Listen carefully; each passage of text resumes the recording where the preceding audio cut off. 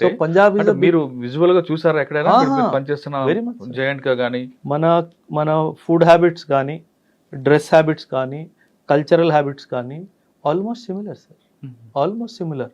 Language they use Punjabi is one of the most spoken language, Urdu is another language. అంటే వాళ్ళ relation కూడా అలాగే ఉందంటారా? Yes yes very much. అంటే ఓన్లీ ఆర్మీ మధ్యన వార్ ఇదంతే, పబ్లిక్ వార్ కాదు? లేదండి, ఎప్పుడూ లేదు, సివిల్స్ వార్ కాదు అసలు, ఎప్పుడూ లేదు సార్, ఎప్పుడూ లేదు. They admire Indians like anything because the kind of మనకు దొరికే లిబర్టీ, స్వేచ్ఛ వాళ్ళకి దొరకలేదు. సెకండ్ పోస్ట్ ఎక్కడికి వచ్చారండి?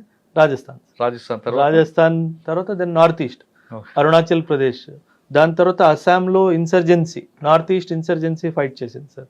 ఒక 3 years వరకు నార్త్ ఈస్ట్ ఉల్ఫా, ఎన్ఎస్సిఎన్ వీళ్ళందరికీ మేము, ఎన్డిఎఫ్బి, బోడోస్, చాలా అంటే నా టఫెస్ట్ పోస్టింగ్ అంటే north east insurgency, because north east insurgents are very good in ambush. వాళ్ళు అటాక్ చేసే విధానం చాలా చాలా అక్యురేట్ గా చేస్తారు సార్.